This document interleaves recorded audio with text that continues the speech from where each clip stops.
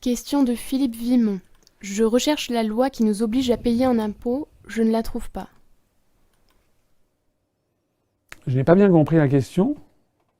La loi qui nous oblige à payer un impôt. À payer les impôts? C'est des lois de finances. Chaque année, il y a ce qu'on appelle une loi de finances qui est votée par le Parlement, c'est-à-dire la Chambre des députés et le Sénat, et qui donne autorisation donc au gouvernement, à l'exécutif, à l'État, de procéder à l'émission de rôles d'impôts et de procéder au recouvrement des impôts. Voilà.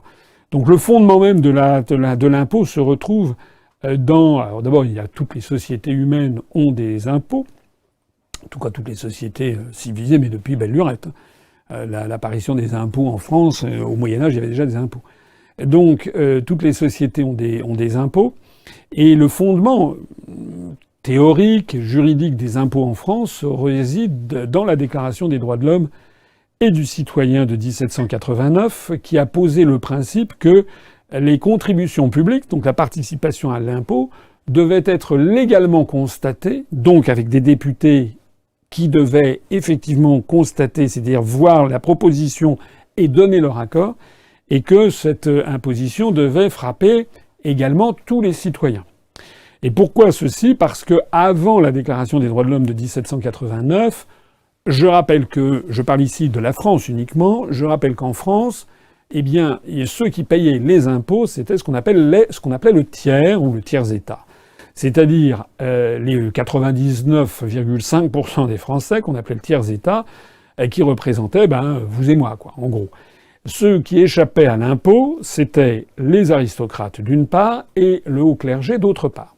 Le clergé, qui représentait les trois ordres de la société française d'Ancien Régime, la société, je vous renvoie aux ouvrages de Georges Duby, avec donc les nobles, l'aristocratie, premier ordre, deuxième ordre, le clergé, et troisième ordre, le tiers-État.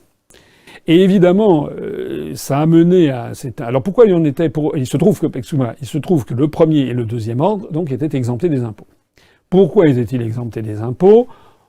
Je crois que ça remonte à Charles VII, à la fin de la guerre de 100 ans. Vous savez que la France a été pendant une centaine d'années, entre le milieu du XIVe et le milieu du XVe siècle, occupée en partie par des forces anglaises.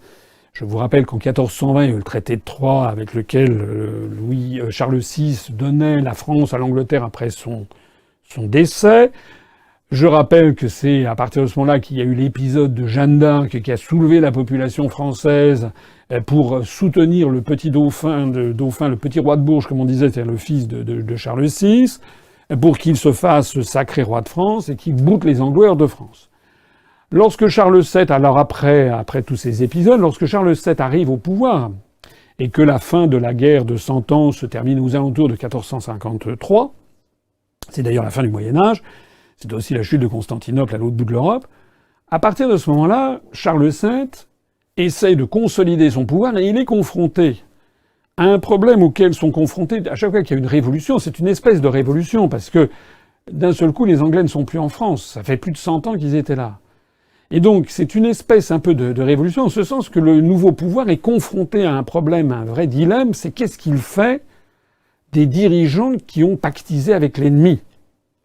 C'est exactement la même situation qui s'est passée en 1944-45. Que faire avec les Français qui avaient collaboré ouvertement avec les nazis?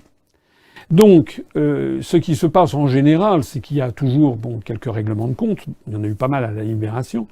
Mais ce qui se passe aussi, c'est qu'en général, le nouveau pouvoir essaye de calmer le jeu, parce que c'est le rôle d'un chef d'État que d'essayer d'éviter que ça dérape dans une guerre civile, et donc d'essayer de calmer le jeu.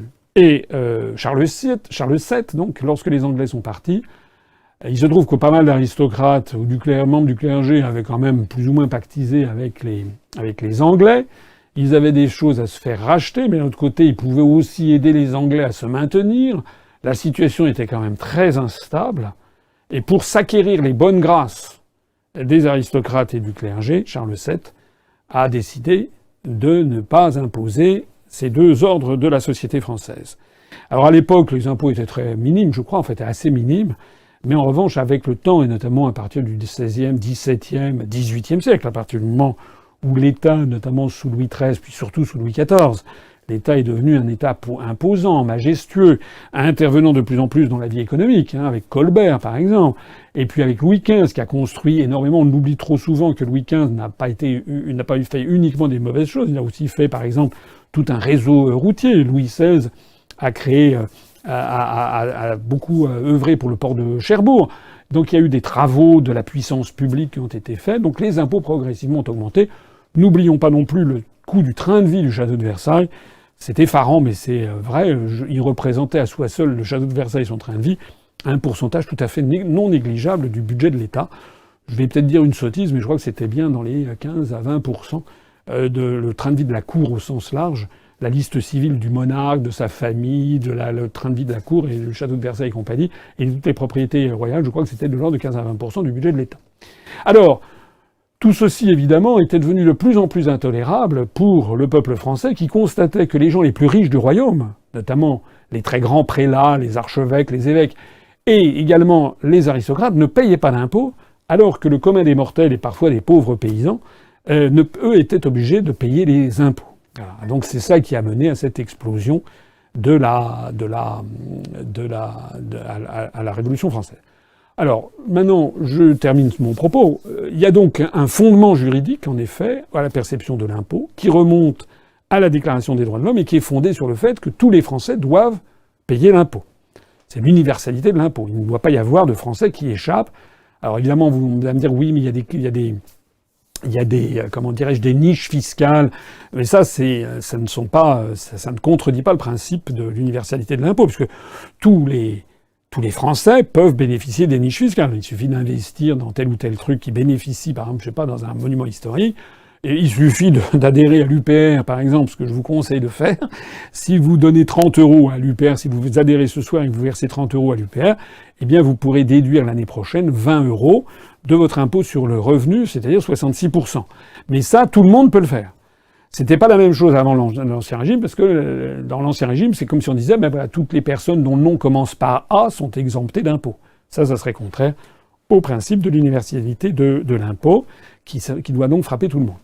Alors s'il y a des critiques à faire sur les impôts, et bien sûr il y a des critiques à faire, on ne peut pas en revanche trouver matière dans une prétendue non-justification de l'impôt. Il y a une justification théorique qui est très solide et qui est, comme je le disais tout à l'heure, chaque année validée par le Parlement par l'intermédiaire d'une loi de finances.